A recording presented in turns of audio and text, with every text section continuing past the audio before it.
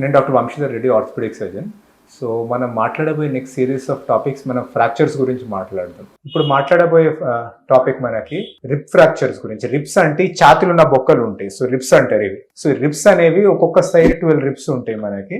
So ఆ 12th rib అనేది partial rib ఉంటుంది, కంప్లీట్ గా రాకుండా. సో ఈ రిబ్స్ అనేవి ఏం చేస్తాయి అంటే రిబ్స్ పైకి కిందికి ఒక బకెట్ కి హ్యాండిల్ ఉన్నట్టు మూవ్ అవుతుంటాయి. సో ఆ రిబ్ మూవ్మెంట్ ద్వారా మనకు లంగ్ ఎక్స్పాండ్ అయ్యి మనం బ్రీతింగ్ లో, ఎస్పెషల్లీ డీప్ బ్రీతింగ్ లో, ఈ డీప్ బ్రీతింగ్ లో మనకు అసిస్ట్ చేసే మూమెంట్ మనకి రిబ్స్ ద్వారా వస్తుంది. సో ఈ రిబ్స్ అనేవి ఎప్పుడు ఫ్రాక్చర్ కాగలుగుతాయి? Most commonly direct injury chest కి, అంటే మనం నడిచేటప్పుడు ఏమైనా తాకింది, మనకు యాక్సిడెంట్ అయింది, ఆ డైరెక్ట్ ఇంపాక్ట్ ద్వారా ఫ్రాక్చర్ కావడం one of the common reasons మనకి రిబ్స్ ఫ్రాక్చర్ కానీ.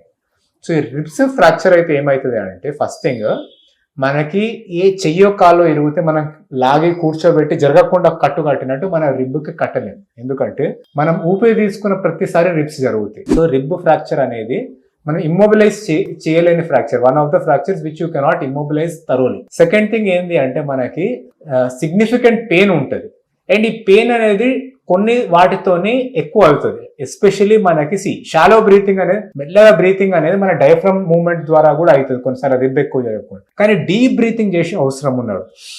మనకి హెవీ బ్రెత్ తీసుకున్నా కానీ మనకు గట్టిగా ఎక్స్పైర్ చేయడం, అంటే దగ్గినా, తుమ్మినా, గట్టిగా మాట్లాడినా, ఒంగినా, ఇటువంటి ఏ మూమెంట్ కైనా సివియర్ పెయిన్ వస్తుంది rib fracture. One more thing ఏంటి అంటే మనకి ఈ రిబ్ ఫ్రాక్చర్ అనేది మనకి యూజువలీ బోన్ వరకు సెల్ఫ్ గా హీల్ అయిపోయే ఛాన్సెస్ చాలా ఎక్కువ మనకి. సో ఈ రిబ్ ఫ్రాక్చర్ అయితే మనకి ట్రీట్మెంట్ వైజ్ మనకి బోన్ కన్నా కూడా ఈ రిబ్ ద్వారా, రిబ్ తో పాటు డ్యామేజ్ అయిన వేరే స్ట్రక్చర్స్ ని అడ్రస్ చేయడం. అంటే రిబ్ ఫ్రాక్చర్ అయింది అంటే ఫ్యూ థింగ్స్ కాగలుగుతాయి. ఒకటి, లోపల లంగ్ కి దెబ్బ తాకగలుగుతుంది, సో లంగ్ లో ఏమైనా కన్ఫ్యూజ్ అవ్వగలుగుతుంది.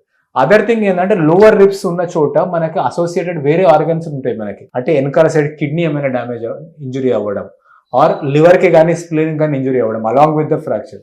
సో ఈ ఇంటర్నల్ ఆర్గన్ ఇంజురీస్ అడ్రస్ చేయడం ఈజ్ మోస్ట్ ఇంపార్టెంట్. ఫస్ట్ అవి ఏమైనా అయినాయా తెలుసుకోవడం, అంటే రిబ్ తో పాటు వాటికి ఏమైనా డ్యామేజ్ అయిందా. సెకండ్ థింగ్, డ్యామేజ్ అయితే వాటికి తగ్గట్టు ట్రీట్ చేయడం.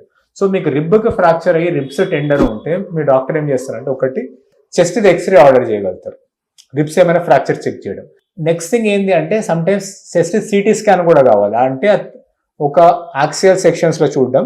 నెక్స్ట్ ఆ ప్లూరల్ లేయర్ అంటారు, అంటే రిబ్ కి లంగ్ కి మధ్యలో ఉన్న గ్యాప్, వాటిలో బ్లీడ్ అయ్యి హీమోథొరాక్స్ అనేది రాగలుగుతుంది. సో ఆ హీమోథొరాక్స్ రావడం ద్వారా లంగ్ మీద ప్రెషర్ అయ్యి లంగ్ ఎక్స్పాన్షన్ ఆగగలుగుతుంది.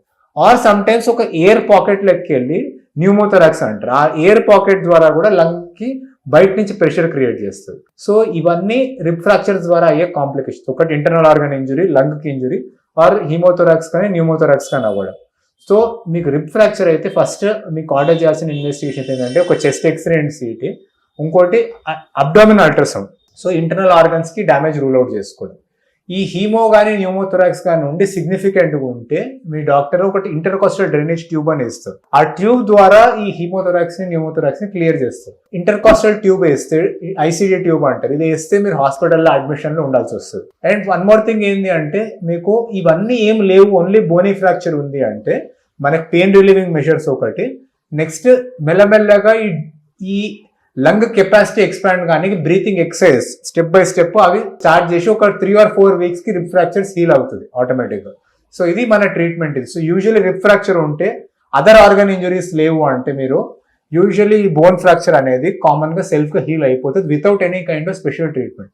సమ్ టైమ్స్ దీనికి కూడా ఫ్రాక్చర్ కి కూడా సర్జికల్లీ ఫిక్స్ చేస్తారు, కానీ ఎటువంటిది అంటే మల్టిపుల్ రిబ్ ఫ్రాక్చర్స్ కావడం, ఫిరేల్ చెస్ట్ అవ్వడం, ఇటువంటి వాటిలల్లో ఈ బోన్ స్టెబిలైజేషన్ సర్జరీస్ కూడా very rarely required. But majority of times bone వరకు ట్రీట్మెంట్ ఈ సెల్ఫ్ హీలింగ్. లంగ్ కి, ప్లూరాకి ఇంజురీ ఆర్ ఈ హీమోన్యూమోథొరాక్స్ కి మాత్రం ఐసీడీ డ్రైనేజ్ ట్యూబ్ వేయడం one of the treatments if it is present. లేదు అంటే మనకి ఓన్లీ బోన్ వరకు కన్జర్వేటివ్ ట్రీట్మెంట్ వరకు సరిపోతుంది. Thank you.